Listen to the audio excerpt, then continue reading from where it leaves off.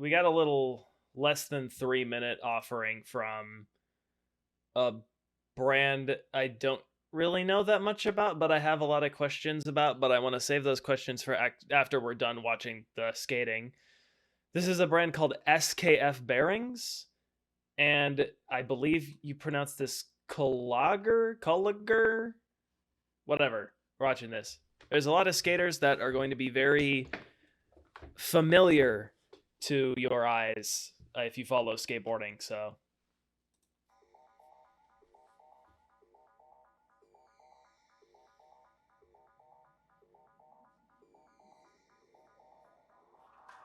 yeah, because they're like a gigantic company in Sweden, and they've been around since 1907, but like they just recently started sponsoring skaters, like not that long ago, like a few months ago, it seems like. Or maybe they've been around for a little while and I just wasn't paying attention.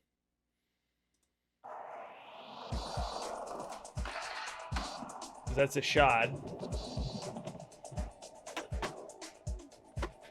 which is always just classic. Ishad, I mean, I'm gonna glaze him some more because apparently that's what I do. Also, I just realized this aspect ratio is weird, dude. It's not 16:9 or 4:3. It's like in between, which is weird. This kickflip board was really sick too. It's like you've got to it's pretty skinny to like get into that. So that's pretty sick. And then you got the fakie flip on flat. Obviously, like I don't think that this is gonna have anybody's wildest tricks in it. But it's basically showing off who's on the team. Oski. Ooh, I mean, this is a really stylish frontside air though. Like he actually almost kind of brings the board like oververt in a way, like it's kind of coming back a little bit. That was wild. Nice. I love a good front Smith on transition. Alexis Sablone. Love her. It's a little heel flip. Tiago.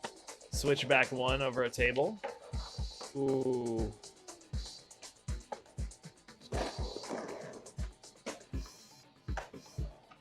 Nice. A lot of Oski footage. Oh, look. It's everyone's favorite skater. Everybody on the internet. Nobody ever has anything bad to say about this skater ever. No. Why would you think that? Why would you think anybody on the internet actually dislikes Beatrice? Is she gonna do a 5-0 shove it? Yes, I knew it, dude. Hey, she didn't just do the 5-0 shove it. She did a heel flip. In all honesty, I've never had a chance to actually share my thoughts about Beatrice as a skateboarder. What it boils down to is I don't care. I don't care that she's pro, despite the fact that she's really not that technical of a skateboarder. Like, obviously, if somebody was going to skate the things that she does, I would prefer somebody be a little bit more technical. That's kind of what it boils down to, right? Is it's not necessarily about how hard it is or how tech a skater is, but it is just an objective fact that when somebody's more tech, they have a bigger bag of tricks, and their trick selection and their video parts will be more varied when it comes to that trick selection. So it's a little bit more interesting to watch. However, I don't really care about that when it comes to somebody being a sponsored or professional skateboarder or not. I don't really care about Beatrice that much when it comes to like her being pro. I think people are crying big time. Yeah. And I think that like she like, and it's not like this is an ugly trick, right? Like, obviously it's zoomed way the fuck in, but like it looks good. Exactly. And she's very marketable as a skateboarder. I fully believe that. So that's why she's pro. And I think people forget that so much. is just expand your trick selection. That's like the one thing. Yeah. And that's another thing too, is like, do you see how many people who are actually really talented skateboarders, um when it comes to like all of that, they're really talented skateboarders, but they are goofballs and they don't really have that many hookups when it comes to the industry. They'll get free shit handed to them every so often, but they don't have a pro board, they're not sponsored, they don't really have anything. They just post for Instagram and they don't understand why they're in that situation. That is true. I mean, but Andy Anderson's kind of not a bad example because he does have sponsors. I'm talking about people who fully like whiffed it in the game, right? Like they are actually, decently talented on a skateboard, but there's something about their style or trick selection that's a little bit goofy, or they as an individual kind of have a strange personality, and you see them on the internet and they talk about, and like, because they have a following like on Instagram or TikTok or whatever, they'll get interviewed by people like Josh Hawkins is that kind of person. But I actually think Josh Hawkins looks pretty decent on a board. He's not the worst, but you can see those people though when they go on podcasts for like people like Doubt Me or Lamont Holt or like Brian Arnett or something like that. And they talk with someone like that, and you can tell that they really don't understand why they don't have a career. And that's a very real, being cool matters way more than being good. That is 100% true.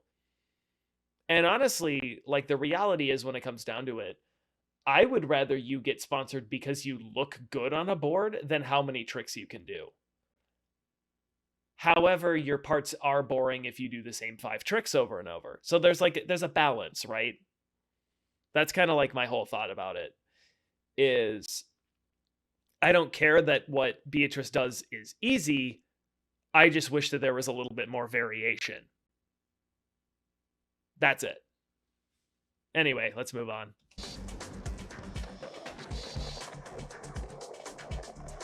I totally missed. Oh, I think this is just more Oski. Yeah, it's Oski. It's kind of hard to tell a little bit.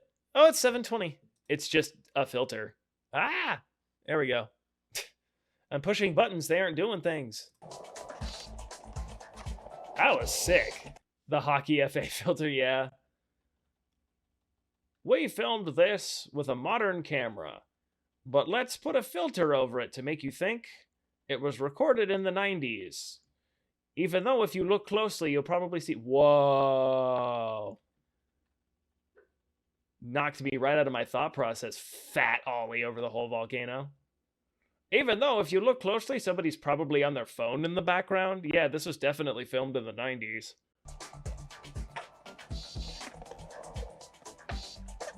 That was sick. I just love Oski. I feel like this is most people's opinion on Jason Dill though. Because like his skating is rad. But again, this is why I try not to learn that much about the personality of skateboarders. Is just like, love the skating, hate the person. But that's, I feel like, I mean, skaters as people, like, okay, let's really break this down for a second here. But also so lame. Yeah, but skateboarding attracts the outcasts, the socially awkward, the mega weirdos in society. We don't know, a lot of skaters don't know how to talk to people of their like sexual preference, so they don't really have that many friends and they don't date at all or like whatever, so they go in their driveway and they learn tray flips, and then eventually it leads to this. And so like expecting everybody to be normal and cool and everything like that is just not a thing that really happens. You're bound to get some real weirdos. Oh yeah, absolutely. I mean, like, that's a big thing about Jason Dill. That is like the one thing where it's like, I think there's giving yourself labels like that in skateboarding too is just so corny. Like if he didn't have the career that he had, and like, and like all that kind of shit, and he like acted the way he did, like coming into it, it's like, would people really care? You know what I mean? Like if somebody came out of nowhere and they just started doing that, and they like looked at their what they were doing in that sort of like enlightened way or whatever, like I'm pretty sure most people would be like, well, fuck that guy. But because he's had the career he's had, it's kind of like, oh yeah, okay, he's cool. But I don't know how much Ave is responsible for like the creative side of it. I wouldn't be surprised if he was or wasn't very involved in that part of it. No, I mean with putting people on. Yeah. That's what I thought was like more his side of things. Yeah. But in a way it's like, well then Ave's kind of the sicker one then, because he's the nerd who actually goes out and does the tricks. Cater. Nice. It's so true. But this was sick. Backsmith on a bench that tall from flat. Rad. Looked so good. Dude, Cater's like a man now, which is wild. Louis Lopez. I love Louis, dude. Louis is so sick. Lil Wally over the mailbox. Ooh. Oh. Oh my god. Blunt big spin like that. Very, very nice. I looked like it was just like a fakey big spin on flat, dude.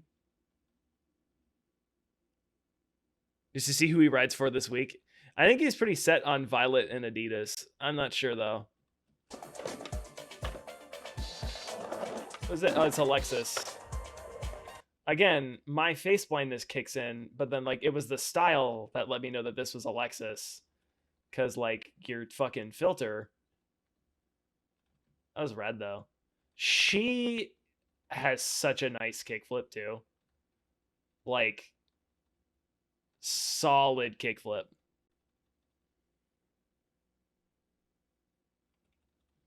It's been a while though. I mean, like, I don't know. She is on Alzheimer's? I think she's on Alzheimer's. You can't tell. What about the fisheye? Nope, that doesn't help me. True. That was a shot. Tell immediately because of the arms when he landed. That was very nice. You could tell with that back arm going back like that is like that's 100% a shot. Ooh. Switch heel tail on a picnic table is pretty psycho. This is Tiago. Dressing a lot with this hat, just dressing a lot like Fred Durst. Well, I mean, he did just keep rolling, so. Ooh.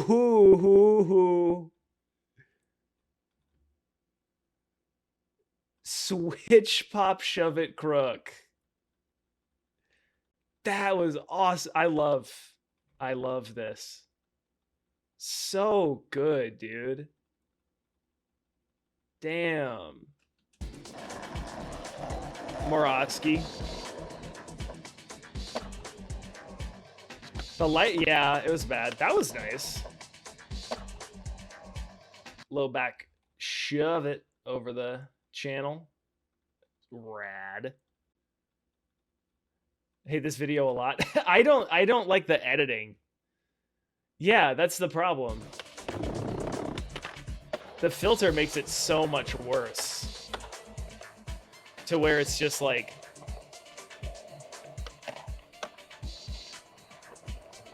shoes untied. Nice.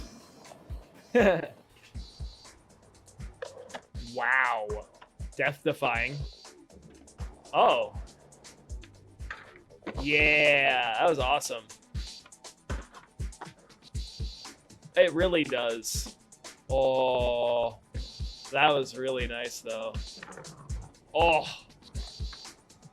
Oski has so much. Yeah. Okay. So I do have a lot of questions about this brand because first off, it's worth noting that they don't have very many subscribers right now. In the 2 months that this has been a brand, they have fewer subscribers than me, which is kind of strange.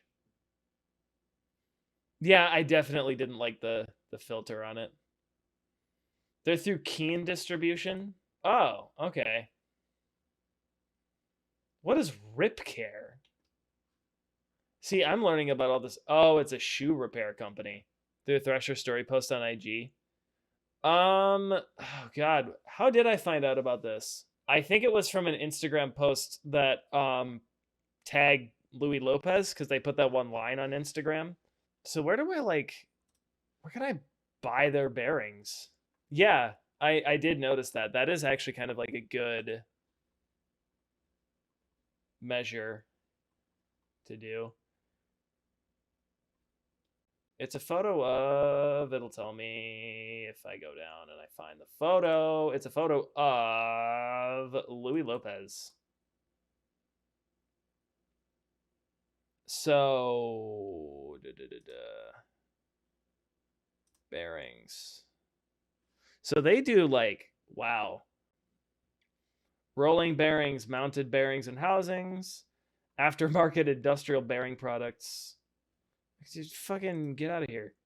So you can't even buy the skate ones like on their own website. Rolling bearings. Roller bearings? So, oh my god, this is like literally just like manufacturing bearings. Yeah, because even in ball bearings, skateboard bearings aren't even there. Yeah, okay. No, they have a separate skateboarding website. That's kind of annoying. Deny. Is this just a GIF? Because I want to show that again. You got Oski on the front of this, just like skating.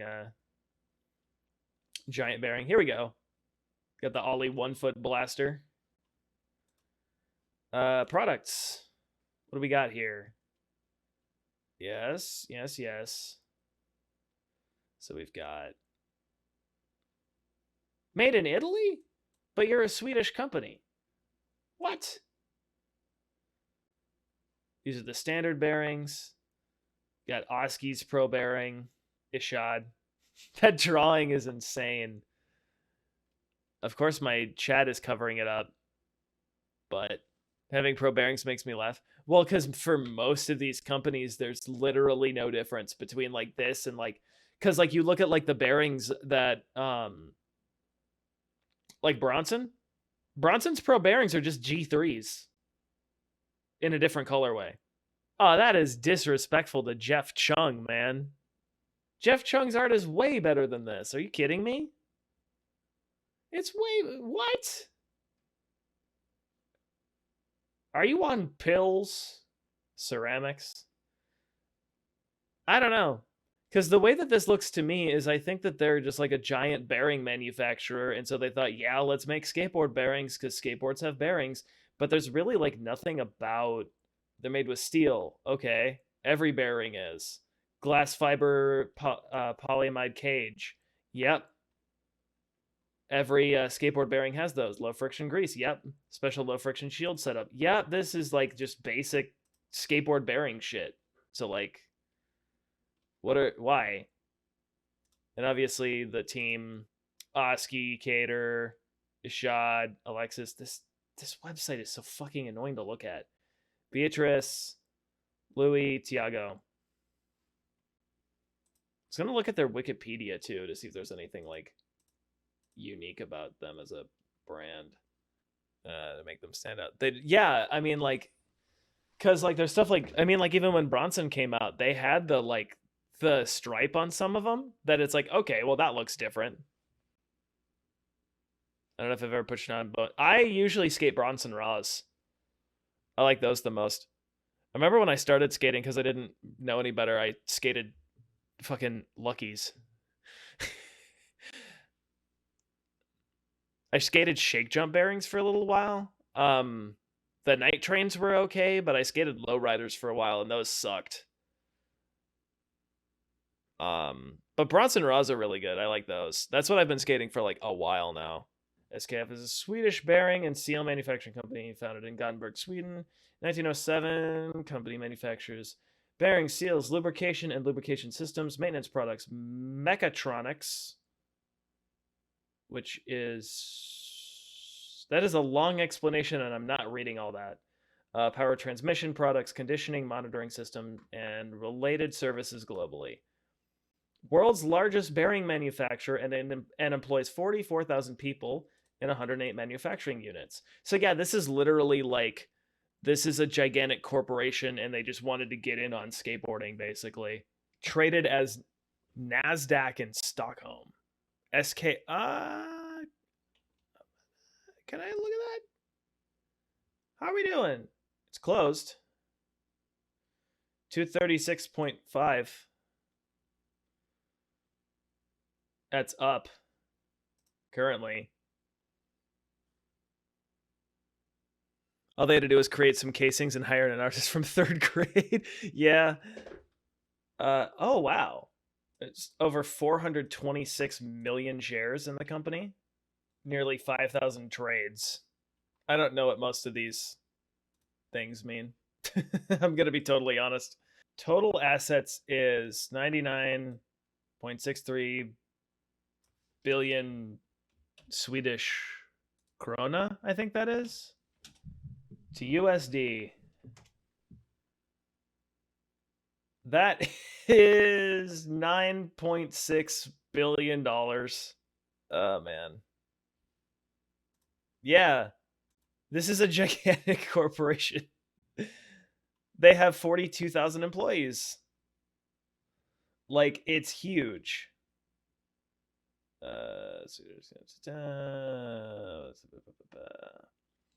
Historically, the machine industry development and models, both engineering and is related with the best research and professional experience. In this context, the startup and growth has become possible due to the engineering experience and inventions of Sven Winquist and the industrial managerial experience and strategies of Axel Carlander. Axel Carlander is the fakest name I have seen in my entire life. You think you can fool me with that shit? Axel, and there's Carr in his first name's Axel and Carr. What a J.K. Rowling ass name this is, dude. Neil Stevenson. Yeah. Exactly, yeah. That's like if I was going to write a book about a surfer and I made the main character's last name Ocean.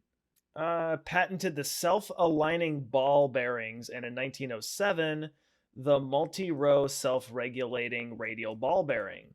So by self-aligning ball bearing, is that like the same kind of mechanism that is what a skateboard bearing is? I'm guessing. Or is it like different? Because I know that the way that skateboard bearings work and like the shape of them and the size of them and all of that is not unique. It wasn't something brand new that all of a sudden came out when people started making skateboards. They'd been around for obviously like years before then. But is this like did this dude patent the actual like multi-row self-regulating radial ball bearing? Oh no, that's the spherical ball bearing. That's different. Self-aligning ball bearings, I think that's what that is. I don't know. I'm not an expert on it. I only know about skateboarding bearings, and even then I don't really know that much. Arvid Palmgren, who started working as a researcher, did double row roller bearings.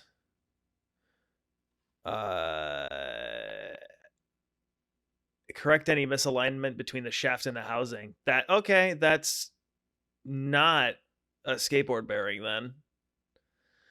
Double row bearings. Okay. So then it's just a single row of, because skateboard bearings are just a single row of balls, right? I think that's just one. Man, the fucking names, dude, that I'm reading in this article. I'm trying to read the information, but I'm just reading names like Asar Gabrielson and Bjorn Pritz. And I'm like, okay. Oh. So this bearing company, it looks like as well, they are responsible for Volvo. They started Volvo. Carlander died in 1939. Winkvist was there till 1953. Winkvist and Marcus Wallenberg co-founded Saab. Okay. So it's literally just like a giant...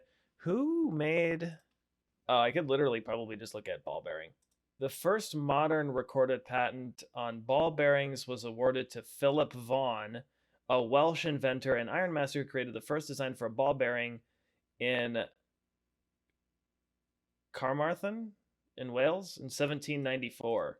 Okay, so ball bearings existed for like 100 years before like these dudes like graduated college and shit. Okay. I got to go back to it. I find it strange that this YouTube channel for this company, despite the fact that they're a worldwide like bearing manufacturer and they just started making skateboard bearings and they have fewer subscribers than me. Well, this gives me my chance to shout out somebody for the first time ever. I guess go watch this if you want to watch this in full and have your eyeballs hurt from trying to squint to see what tricks are going on and who's doing them. Yeah. All right. I think that one's over.